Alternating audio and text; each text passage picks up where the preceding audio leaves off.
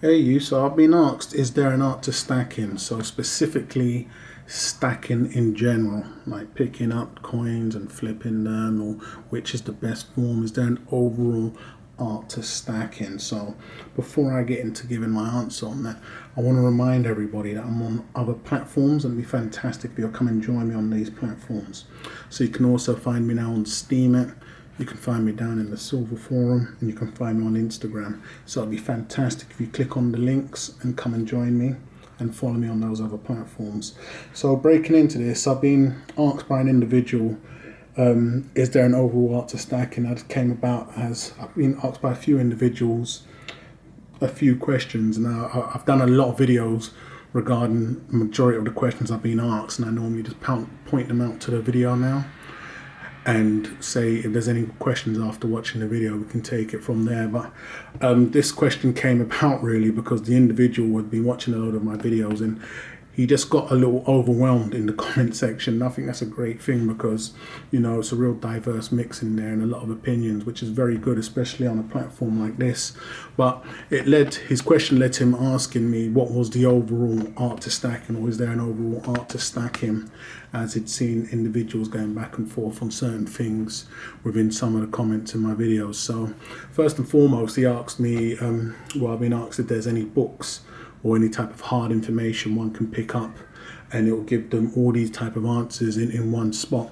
Now I personally, during my stacking experience or journey, haven't found or fell on any books and read any books, but it would be fantastic if you watching this could put in the comments of any books that you know of or even any links that really answers that question to a T, and that is the art to stacking. I'll break down what I perceive the individual has asked me and my answer to that, and you can give any books or type of hard information on that. It'd be fantastic if you leave that in the comments also.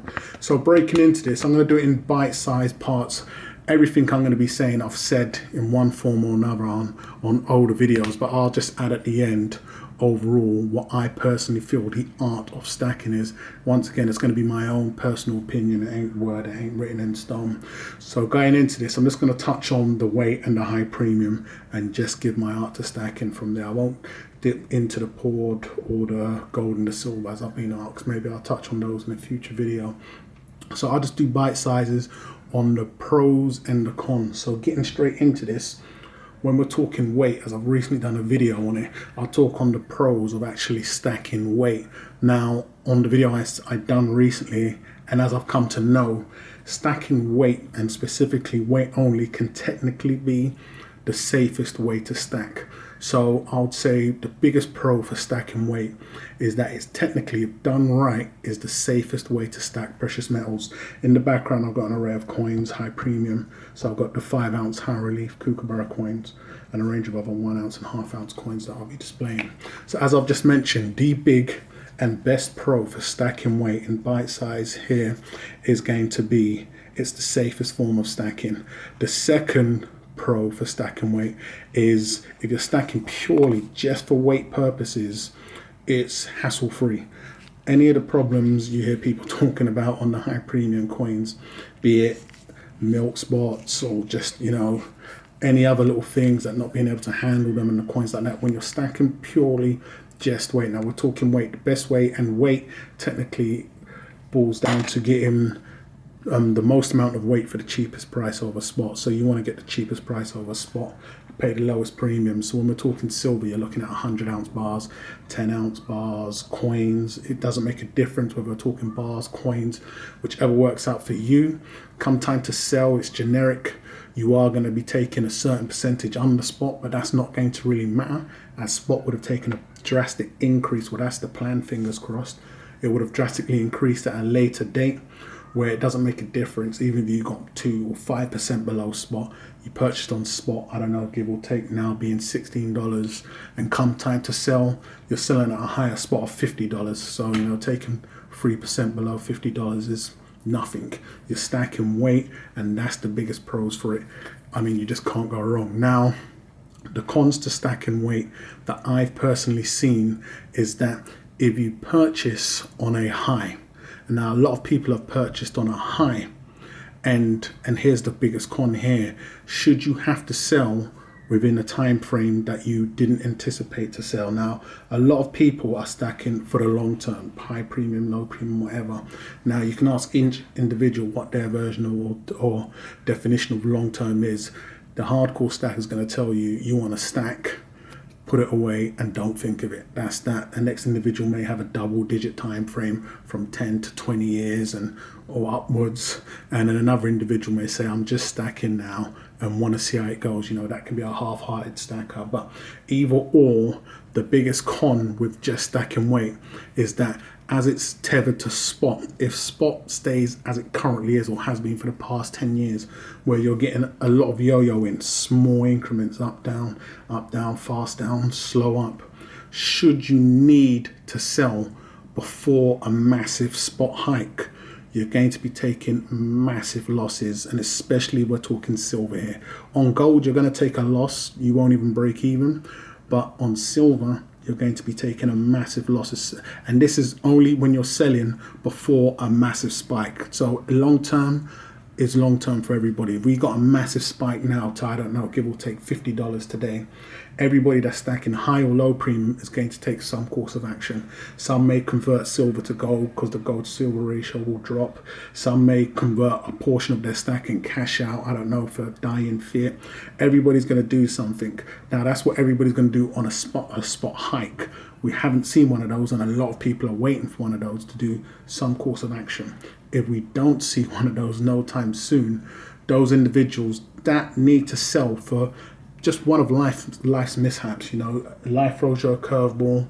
You need to release. Nobody anticipates or plans for those. I've recently fell into one, and luckily enough, I didn't need to dip into my metals. Should one of those come along, a baby, anything come along, you now need to sell a portion of your stack. Somebody falls ill. Human beings live and they die.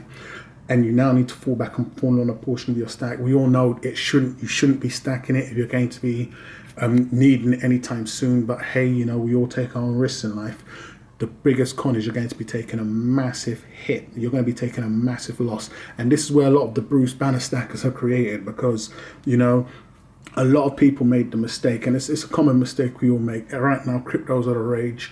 They're high, and a lot of people are running to them. The day metals get their day to shine again, you're going to see a lot of people run into them. And that's how a lot of people operate by default. They're only interested once it's got a lot of hype around it. If you purchased then, which was another pro that you didn't know was a con that you didn't know was a con, and then you saw it drop, it's technically like time of releasing this video, spot now falling to $5, £4, and staying in that area for the next 5-6 years. That's what all of those that purchased on the last high that was purely just weight stacking have done, and now they're left limping around. So that's one of the cons of stacking just pure weight. You're literally tethered to the spot price, and you're at the mercy of the spot price. So as long as you don't mind, and you in your heart of hearts can just stack it and forget about it, but if you know there's any reason you'll need to fall back on your stack, that's the biggest con. You are waiting for Armageddon. Armageddon is spot price going parabolic. If that doesn't happen no time soon, as long as you're accumulating, that's not a problem. But if you ever need to fall back on it and sell before that day comes, i.e. a big spike, or your retirement, and you see where spot is, we can have this game for the next 200 years, 100 years. Nobody can tell you it's ending 2 years, 1 year, 3. Everybody's got their own time frame, but nobody can tell you how long this is going on for. They've damn near got the confidence of the people to be able to fool them easily. So that's the biggest con of stacking weight. Should you need to sell and it's on a low spot or around the same spot that you purchased, you're going to be taking a massive hit come time to sell. Now that's the cons of stack and weight. Now to get into the bite-sized pros on high premium, when we're talking high premium coins now, I'm getting mixed up. The pros for the high premium are this, and that is that it's not attached to spot price, so you don't need to worry about whether spot drops and your price of your piece is going to be dropping with it. When you're talking a high premium piece that you usually pay a premium for, it's not going to be tethered to spot. That's one of the magnificent pros of stacking high premium. Looking at another pro of high premium, you're looking at pieces that are going to appreciate over time. By default, this can appreciate quarterly, yearly. You're looking at the piece that is going to, as time goes by, appreciate in price over time. So that's another plus side of high premium coins.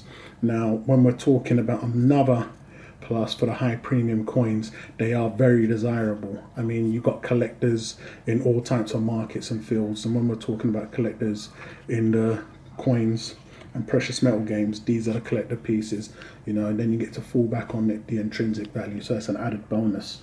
So these are some fantastic things about the collector coins and the pros. And then another massive pro is you can go on to sell these for massive profits over that was purchased. And now you can multiply that by 4 or 5, 100, 200%. And the bigger bonus is that you can do that in a very short period of time. So that's definitely something that goes in high premium coins, bars and the likes of, works in their favor. And that's the fantastic things, the pros about the high premium stuff. Now, getting into the cons of high premium, you can take everything I just said on the pros and reverse it and make it a con for the high premium stuff. And getting straight onto it, I can tell you that all of these pieces, collector coins, ain't affected by spot. Technically they ain't, but you'll find somebody out there that'll tell you right now they found this high premium coin once upon a time in the bargain bin. So I'm not naive enough to tell you there's no way in hell.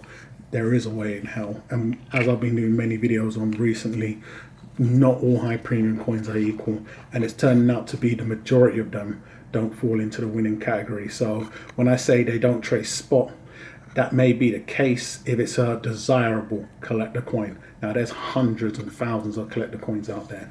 The desirable ones are the usual suspects, but you may find a dealer, especially if you go to a local coin store, that will tell you, look, pal, I can only give you what I can give you. And if you hear a story about an individual finding them cheaper, 9 times out of 10, it's going to be something they found in their local Coinstar bargain bin. You're always going to find somebody that they tell you they found a kookaburra, a highly desirable one in the bargain bin for damn near the same price as a generic or equal coin. So you see, it also works as a con. Not all desirable high premium coins are desirable. There's another big con right there. So whereas you thought, oh my goodness, it by default, because it's a collector, or even you pay a very high premium getting in, by no means are they all desirable. And then again, also, absolutely not all collector coins can go on to sell for many multiples. The majority of them actually lose value. Not as much as individuals would have you believe. They don't dump in price like 50%, but that is if they're not overly overpriced to begin with. A lot of coins are overpriced and then end up falling back to a price, especially if you buy them off the bat, a price that they should have been released at. So the coin comes out, I don't know, at $100, and technically it should have only been $65 to start off with. If you pay $100, you'll be able to find that coin at about $55 at a later date. Now you are looking at 50%, but not to forget the coin should have technically came out at that price if you're gauging it by other coins from other mints of the same type. So that is the cons for the high premium coins. So technically everything that was a pro is most definitely a con. So I hope you've seen the pattern there. So the pattern there is that there's pros and there's cons to both categories. So to break down and summarize in a nutshell what the art of stacking is, that is the art is to acknowledge all and take the best parts from them and try to avoid the bad parts. That is the art of stacking that I have come to know personally since I have been stacking. You'd be a fool to dismiss one because of this or because of that, because both, all silver, gold, high premium weight, have their plus side. So individuals can go at it in the comment section. I'll break into the types of individuals in a moment, but what I've come to understand, and the art is acknowledging that they all have a good and a bad side. Now, I'm not going to take the good from one and absolutely dismiss the others, because this milk spot, so I'm writing them off forever and going over there. They all have their good, they all have their bad. Some pieces, come time to sell, generic will sell for a certain price. Some dealers may not even accept certain pieces. So, that's another thing to definitely take on board. That can be a massive con for all. There'll be pieces some dealers will take no problem. Everybody's worrying about what it's doing right now. But in reality, if you intend to sell it and not pass it down, that needs to play a massive role as well. And there's certain pieces that just won't sell, period, come time, or they have to be sold on the secondary market. So I wouldn't want my entire stack to just be collector coins, because you're at the mercy of whatever the individual wants to pay at the time, and you can put yourself in a pickle. So acknowledge the benefits, the pluses in all of them, and aim to acquire them and try to avoid the bad parts. Now, along your way, you're going to find in the comment section individuals doing videos, or in forums, you're going to find types of people. You're going to find old goats that will be doing videos, screaming in the comments, shouting at you in forums that the past is the past, you know, and convince you that the past is now going to be the present and the future, and you can't do a thing about it. If that was the case, you wouldn't need to get up out of your bed every morning, because, you know, it's written. And it's going to be what happened in the past. That's not the case. So, you know, whatever happened in the past doesn't necessarily have to happen in the future. Some people are just stuck in their ways, and that's why I refer to them as old goats. You're going to find the young and naive that's going to be blinded by incompetence and inexperience. And they'll just be regurgitating stuff, wouldn't personally have experienced it, and just, you know, get a following. And they don't need to be young in age, just young in mind, you know, and passing on the wrong information. So you have to be very wary of these type of individuals that you cross. And the next type of individuals out there are going to be your ego stackers. And these can be very dangerous as well, because they'll be giving out recommendations. They'll be saying a certain thing in the comment section, and this is it, and it's law. And a lot of the times they're just personally going off of their own ego, their own personal likes, and then pushing it across as written law, and it's the one, this one referring to them as ego stackers. But, you know, they won't share their losses. All their losses will be swept under the rug real quietly. But they'll be gathering masses and masses of individuals to come and take along on their joyride and make the same mistakes as them. So these are the type of individuals you're going to find out there, either making videos in the comments or in forums. Now, I will say I've been all three of them. So before an individual thinks I'm talking on them. So this is why I aim to change that moving forward. And when giving advice, I want to try and aim to give the most safest form of advice, as I've mentioned before, to do as I say and not as I do. So just be wary of these individuals. The best thing to do is get out there. And it's, as we're putting money involved in this, I wouldn't say get out there and go out and lose all your money and trial and error. You can learn from other people's mistakes. As they say, the wise do. You know, if I'm telling you this Dragon Phoenix is the best thing since sliced bread, you know, come time later, you can do research on this yourself. You can go on the secondary markets, eBay for instance, see what these Dragon Phoenixes are selling for. If I've made a video telling you they are law, they are the best, promise you, promise you, promise you.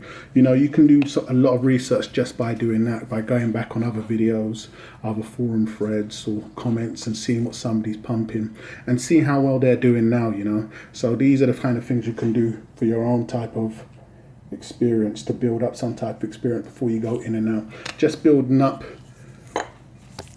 you know, your own type of experience to go on to find out which ones are good and which ones are bad before you dip your own toe in. It's a minefield out there. You have to be very careful who you listen to and follow. But in the end of the day, if you're able to take that piece of information right there, and the art is to acknowledge all and aim to take the best from them and avoid the worst, you can't go wrong. But you know that you'll trip up, as we all do, and that's just the experience of life.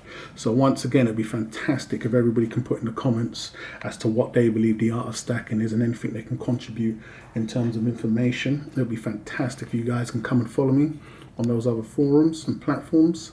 Go ahead and subscribe if you haven't done so already, and I'll catch you guys in the rebound.